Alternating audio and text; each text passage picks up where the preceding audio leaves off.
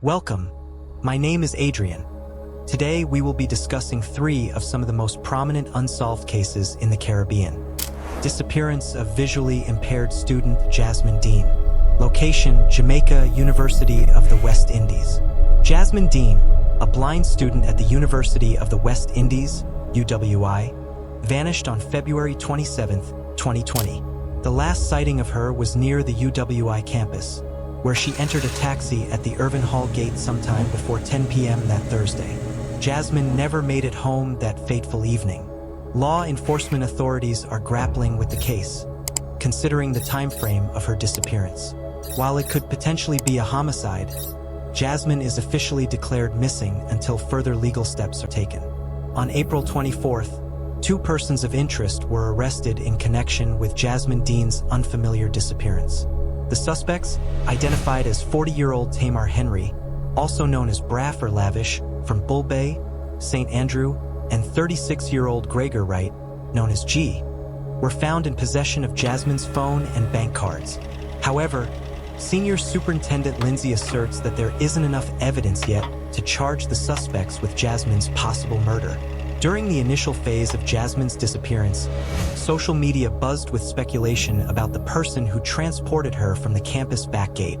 The vehicle involved was seized and processed, but the taxi operator was eventually released after questioning. To this day, the case remains unsolved, leaving Jasmine's fate shrouded in mystery. What do you think happened?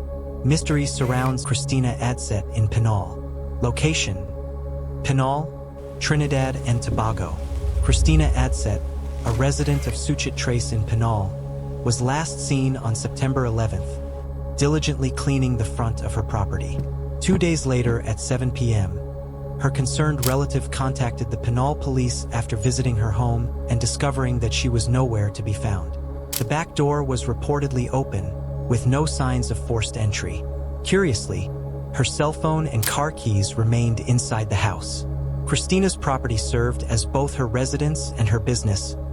She was wearing brown pants and a yellow t-shirt at the time of her disappearance. Kelvin, Christina's husband, expressed frustration with the ongoing police investigation. He questioned the absence of a dedicated police liaison, a standard practice in the United Kingdom. Kelvin lamented the lack of concern from local authorities, particularly given that Christina is a British citizen who had actively contributed to her community. "We do not know what is happening," Kelvin said. "The hunters have searched extensively, doing what the police should be doing." Orrapush West MP Davendranath Tanku was the sole politician who reached out to assist the family. However, as days turned into weeks, Kelvin's dismay grew. "Is this how elderly people are treated here?" he wondered aloud. Kelly, Christina's daughter, emphasized her mother's health and work ethic. No one had ever threatened Christina, as far as Kelly knew. Yet, despite the family's efforts, local authorities provided repetitive assurances without tangible progress. In a desperate bid for information, a relative offered a $20,000 reward. However, Kelly reported that only opportunistic individuals seeking the reward had come forward, providing false leads. Kelly believed her mother was kidnapped, though the motive remained elusive. A family friend, Edward Moody, dismissed rumors of Christina being spotted in the United States. Her passport, visa, and other documents remained securely at her home in Suchet Trace. Christina, known for her security consciousness, would never vanish without informing her family. As the search continued, the Adsett family grappled with uncertainty, hoping for answers and praying for Christina's safe return. What are your thoughts on this case? Location: Guyana, Georgetown. Ronson Williams, a 28-year-old national football player and member of the Alpha United football team, along with his friend Carlos Anderson, 20, vanished on September 10th of last year. Desiree Carter, Ronson's mother, recalls their last conversation on September 10th. Ronson had come home to collect clothing before heading to football practice.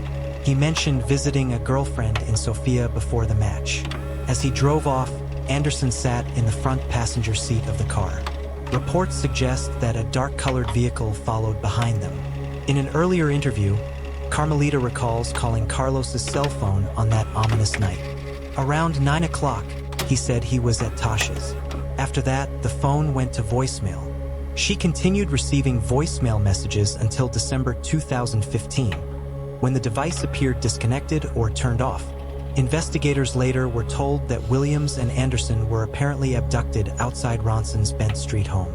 Detectives were informed that those responsible for the disappearance destroyed the silver gray car used to transport Williams and Anderson.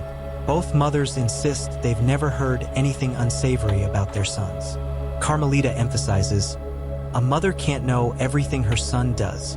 All they seek now is the truth, even if it means confronting mistakes."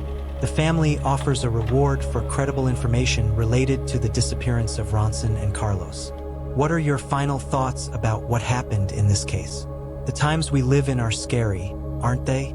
With a seemingly endless parade of violent crimes and injustices committed every day. It's hard not to get fearful of what could happen to you, your family, or your friends. But there's no need to worry, no matter what may come your way. Fear not, for I am with you. Be not dismayed, for I am your God. I will strengthen you, yes, I will help you, and I will uphold you with my righteous right hand. Isaiah 41 verse 10. God is with you at all times and is a constant source of strength. If you enjoyed this video, please like and subscribe. Also, if you would like to support this channel, please check out the link in the description. Check out my previous video as well.